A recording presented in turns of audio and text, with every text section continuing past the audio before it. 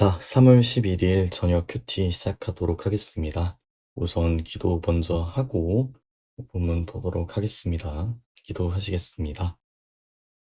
하나님, 오늘 하루도 이제 저녁만이 남아 있습니다. 주님의 말씀 묵상하며 남은 저녁 주님의 뜻에 순종하는 삶 살도록 도우소서. 낮 시간 동안 일과 학습으로 지친 영혼에게 단비 같은 말씀으로 위로하소서. 우리 주 예수 그리스도의 이름으로 기도하나이다. 아멘.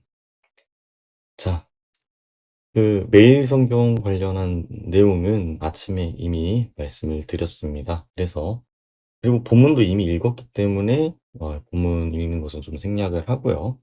제가 느낀 바를 좀 말씀을 드리도록 하겠습니다. 우선은, 지금 향유를 부은 마리아, 그리고 가룟 유다의 비난, 예수님의 옹호로 이어지는 이 구조가 사실은 요한복음에만 있는 것은 아닙니다. 그래가지고, 지금 여기 보시면은, 예, 여기 마태복음, 예, 마태복음에도 있습니다. 마태복음. 그리고 보면은 마가복음에도 있어요. 그래가지고, 근데 마태복음, 마가복음과 요한복음에는 일단 좀 차이가 있죠. 뭐, 베다니에서 머물렀다라는 것과는 똑같은데, 베다니에서 이제 마태복음이랑 마가복음은 나병 환자 시몬의 집에서 있었는데, 요한복음 같은 경우에는 이제 나사로, 마리아, 마르다가 사는 그 집에 이제 거하고 계셨다. 이런 얘기를 좀 하고 있습니다. 제가 좀 눈여겨볼 차이점은 뭐 머리에 부었다, 예수님 머리에 부었다, 아니면 발에 부었다, 뭐 누가 부었느냐 이런 것도 있지만 가장 중요한 건 이제 요한복음에서는 어쨌든 그 향유를 부은 것에 대해서 비판을 하는 것이 가룟 유다입니다. 가룟 유다. 근데 이제 마태복음이랑 마가복음을 보면 누가 이제 비판을 했느냐라고 하면 마가복음은 이제 몇몇 사람이라고 얘기를 하고 있고 마태복음은 이제 제자들이라고 표현을 하고 있단 말이죠. 그러면 이제 사실 엄밀하게 좀 얘기를 하자면 처음에는 아마 이게 제자들이었을 겁니다. 제자들. 근데 그 제자들 중에 아마도 가룟 유다가 섞여 있었을 것이고 근데 이제 가룟 유다가 예수님을 배신하고 이제 굉장히 이제 안 좋은 죄를 저질렀기 때문에 그런 측면에서 가룟 유다라고 이제 특히 특정을 해서 요한복음에서 얘기를 했다고 봐야 될 것 같습니다. 그렇다면 저희가 여기서 하나 알 수 있는 것은 그 당시 제자들과 예수님의 관계가 어땠냐는 거죠. 우리가 좀 상식적으로 생각을 해 봅시다. 우리의 어떤 스승님이 계세요. 선생님이 계시고 근데 우리의 선생님과 스승님이 누군가한테서 뭐 아주 좋은 선물을 받으셨어요. 근데 그러면 우리 마음이 일반적으로 어떻죠? 우리가 진짜 존경하는 스승님이면 뭐 그것을 받은 것에 대해서 "아유 뭐 선생님 참 잘 되셔서 보기 좋습니다." 뭐 그 정도 얘기를 했겠죠. 근데 뭐라고 말합니까 제자들이 지금?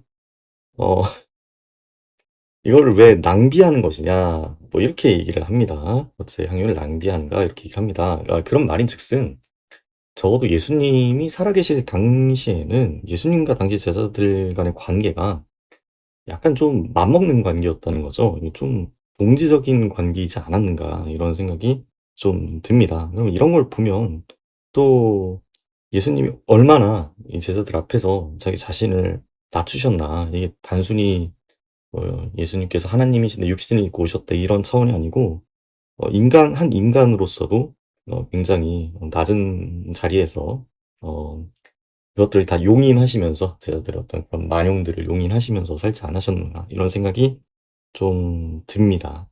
네. 일단은 그 부분을 먼저 짚고 싶었고요. 또 다른 짚고 싶었던 부분은 해당 본문에서 좀 조심해야 할 것들이 있다고 생각이 듭니다. 그래서 우선은 이제 그 매일 성경의 그 해설을 보면은 발에 들이붓는 향유를 이제 "예배를 중요시해야 한다."라고 연결을 짓고 있습니다. 물론 이제 "예배가 중요하다."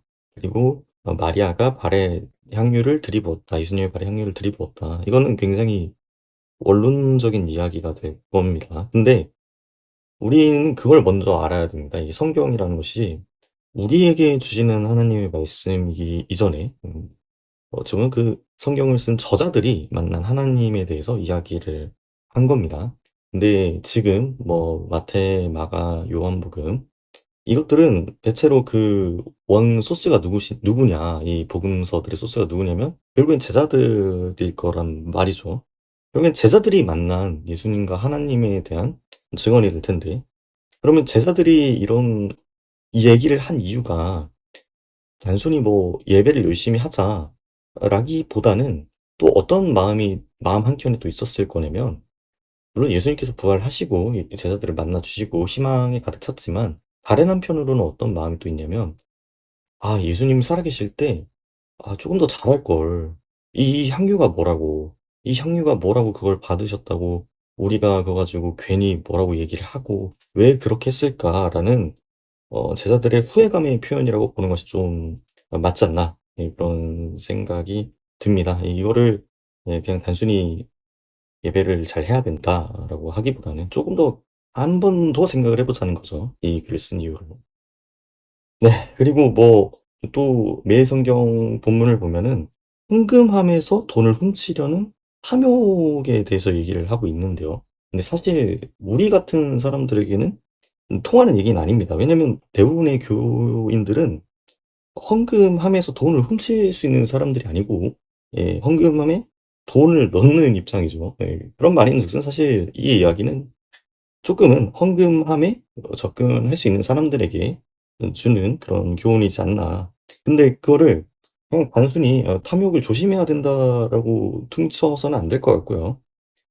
교회의 재정이나 이런 부분에 대해서 명확한 감시 제도들이 좀 잘 마련되어야 된다, 이런 생각이 좀 듭니다. 그리고 우리가 이제 또 하나 생각해 볼 것은 가룟 유다인데요. 이제 우리가 가룟 유다 많이 욕하죠. 많이 욕하는데 어 결국에는 우리가 이 말씀을 적용하려면 지금 우리 시대의 가룟 유다가 누구인지를 또 알아야 될 것 같습니다. 가룟 유다가 뭘 한 겁니까 지금 이 상황에서는? 예수님의 제자임을 앞세워서 주의 일에 쓰겠다면서 본인의 서리사욕을 챙기는 사람인 거죠. 다시 말씀을 드리면 주의 종임을 앞세워서, 본인이 주의 종임을 앞세워서 주의 일에 쓰겠다면서 본인의 사리사욕을 채우는 사람들이 있을 겁니다. 그래서 혹시라도 그런 사람들이 있다면 그런 분들을 조금 조심하고, 그런 분들이야말로 지금 예수님의 이름에, 그리스도교의 이름에 먹칠을 하는 사람들이다라는 생각이 좀 듭니다. 그래서 제가 개인적으로 내리고 싶었던 결론은 '예배란 무엇인가?' 라는 생각이 좀 들었습니다. 예배라고 하는 것은 결국에는 주의 종을 자처하는 사람을 만나러 가는 게 아니라 예수님을, 주의 종이 아니고 진짜 예수님을 우리가 직접 만나고 기억하며 행하는 것이 예배라는 생각이 들었습니다. 예수님은 우리가 뭘 하면 좋아하실까? 예수님께 직접 돈을 드릴 수는 없죠. 그러니까 예수님께서는 성령으로 우리 안에 내주하고 계시지만 육체적으로 지금 이 땅에 존재하고 계시지는 않고 하나님 보좌 우편에 앉아 계시죠. 그러니까 그럼 예수님 뜻에 따라 사는 것이 예수님을 기억하며 행하는 것이 아닌가. 그래서 제자들의 어떤 후회, '그 향유 좀 받았다고 뭐라고 하면 안 됐다.' 그런 것과는 별개로, 그러니까 우리는 우리 주변에 항상 있는 가난한 자들을 돌보는 데 힘을 써야 하지 않는가, 그런 생각이 좀 들었습니다. 네. 오늘 제가 느낀 바를 이렇게 말씀을 드려 봤습니다. 그래서 오늘의 묵상은 여기까지이고요. 남은 시간 동안 주님께 오늘 깨달은 바, 그리고 기도하고 싶은 것들 모두 기도하고 내 마음에 있는 것들을 주님께 온전히 드리는 그런 시간을 가지셨으면 좋겠습니다. 네, 저희는 내일 또 뵙겠습니다. 조심히 들어가십시오.